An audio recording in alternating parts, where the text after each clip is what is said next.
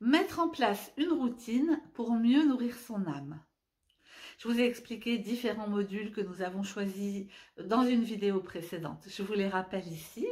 Vous avez donc sur cette image 4 disques blancs qui représentent les 4 éléments, les 4 modules. Donc à gauche la méditation, puis le corps en mouvement, la cohérence cardiaque et l'écriture inspirée. Et jetez un œil aussi sur les petits dessins en bas à gauche.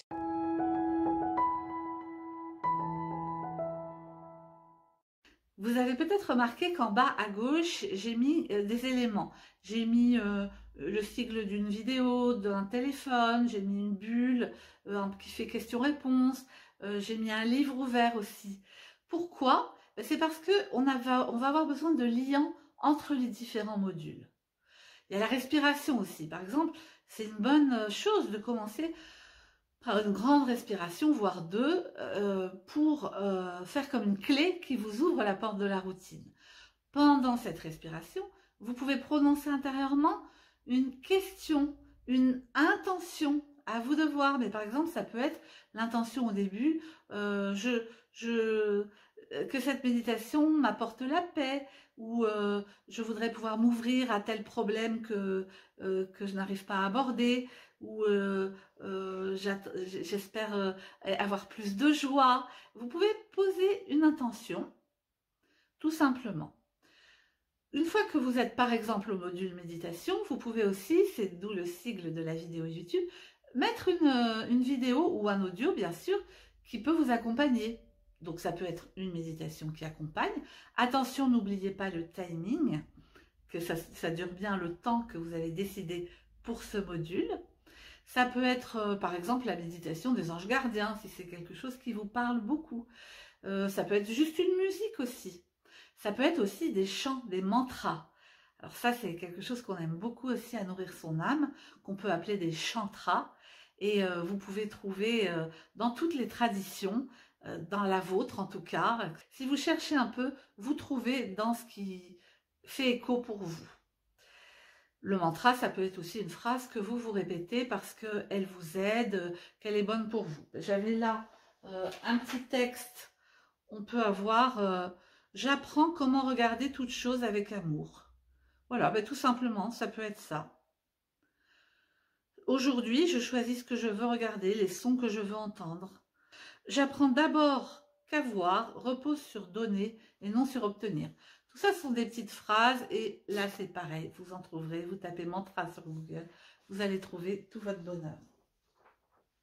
Ensuite, j'avais parlé des mouvements. Les mouvements, c'est pareil. Vous pouvez vous appuyer sur une vidéo avec des mouvements de Qigong, par exemple. Vous pouvez choisir pour la saison. Vous pouvez choisir si vous êtes débutant. Ou comme je l'avais expliqué dans la vidéo, vous pouvez faire spontanément vos propres mouvements. Et puis, comme module, on a donc la cohérence cardiaque. Là, c'est clair. Vous serez guidé, que ce soit sur YouTube ou avec le téléphone. Et enfin, l'écriture inspirée. Là, pour elle, je vous invite à poser une question.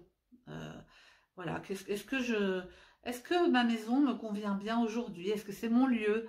Comment est-ce que je peux aborder telle ou telle situation que je dois vivre tout à l'heure?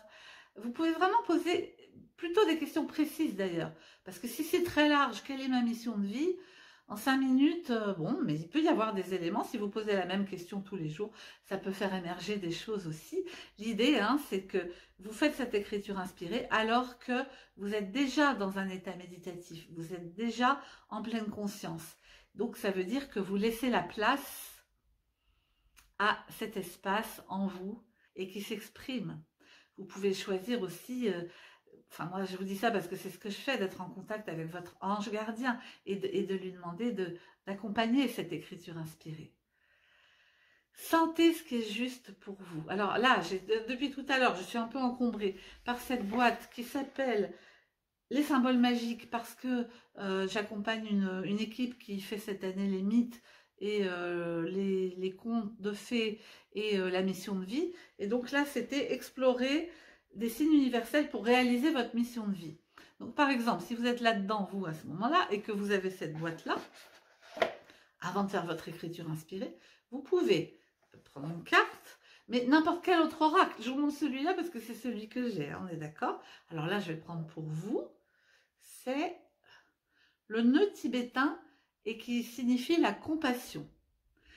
Et bien donc, vous pouvez faire votre écriture inspirée sur le thème de la compassion, de l'amour. Qu'est-ce que je donne comme amour? Où est l'amour dans ma vie? Comment je pourrais faire évoluer l'amour en moi? Ou alors vous prenez la compassion, etc. Il y a des petits livrets aussi, là je ne peux pas vous sortir ça, mais qui vont avec, vous pouvez lire le livret, ça peut vous inspirer. Je dis ça au cas où vous n'ayez pas trop d'idées, mais on peut alimenter cette routine à l'infini. Par contre, je vous demande de ne pas la rallonger à l'infini, surtout pas respecter le temps que vous avez décidé à l'avance pour votre routine. Je vous souhaite tout le bonheur possible avec vos routines de chaque jour et je vous dis à bientôt.